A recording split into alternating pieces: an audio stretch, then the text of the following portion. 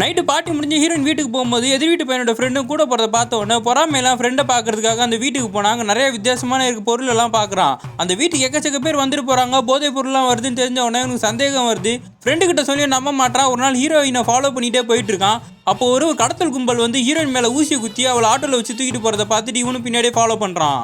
அப்போ நம்மளுக்கு 11 வருஷத்துக்கு முன்னாடி நடந்த ஒரு கதையை ஒன்று காட்டுறாங்க. ஒரு பழங்குடி இனத்தை சேர்ந்த ஒரு குட்டி பொண்ணு ராஜா மட்டும் போகிற ஒரு கோயிலே வேடிக்கை பார்த்துட்டு இருக்கா. யாரும் இல்லாத சமயத்தில் அந்த கோயிலுக்குள்ளே போய் சல்லையில் இருக்க ஒரு மணியை மட்டும் எடுத்துகிட்டு வந்து அவங்க ஊரில் இருக்க கோயிலில் வச்சிடறா. இது தெரிஞ்ச ராஜாவோ அவங்க ஊருக்கு வந்து அவங்க ஊரையே எரிச்சிட்டு அந்த கோயிலையும் எரிச்சு விட்டுறாரு. அவங்க ஊரில் இருக்க எல்லாரும் சேர்ந்து ஒரு கோகில போய் ஒளிஞ்சிருக்காங்க. அந்த குட்டி பொண்ணு மட்டும் ஏதோ ஒரு சத்தம் கேட்டு உள்ளே போய் பார்த்தா அங்கே நிறைய வவ்வால் ஒரு சிலை கிட்ட சுற்றிக்கிட்டு இருக்கு. அந்த ஒரு வவ்வால் வந்து இந்த பொண்ணை கடிச்ச உடனே இவன் மயக்கம் போட்டு கீழே விழுந்துடுறான். அந்த ராஜாவோ ஆளுங்களை அனுப்பி அவங்க ஊரில் இருக்க எல்லாரையும் கூப்பிட்டு போய் வெளில வச்சு அடிச்சுக்கிட்டு இருக்காரு. இந்த குட்டி பொண்ணு வெளியே வந்து பார்த்தா அவங்க அப்பாவை இந்த பொண்ணோட கண்ணு முன்னாடியே கொண்டுறாங்க. இவளை வந்து 2 பேர் தடுத்தா அவங்கள தள்ளி விட்டுக்கிட்டே இருக்கா. அப்போ இந்த பொண்ணையும் குத்தி தூக்கி போட்டுடுறாங்க.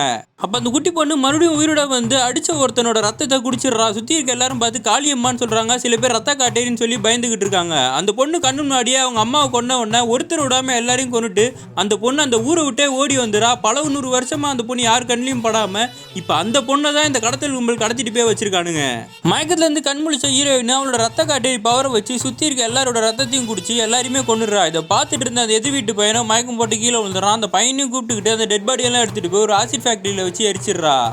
ஹீரோயினால் ரத்தம் குடிக்காமல் உயிர் வாழ முடியாது. அது மட்டும் இல்லாமல் வெயிலில் போனாலும் இறந்து போயிடுவான்றதுனால வீட்டுக்குள்ளேயே தான் உட்காந்துருக்கா. 11 வருஷத்துக்கு முன்னாடி இவ்வளோ ஒரு ஃபாதிரியார் தான் காப்பாற்றி உன்ன மாதிரியே நிறைய பேர் இருக்காங்க, அவங்க கூட நீ சேர்ந்து வாழலான்னு சொல்லி தான் அவர் தான் இவளை காப்பாற்றி இப்போ கூட ஒரு ஆர்கனைசேஷன் மூலயமா காப்பாற்றி வச்சுருப்பாங்க.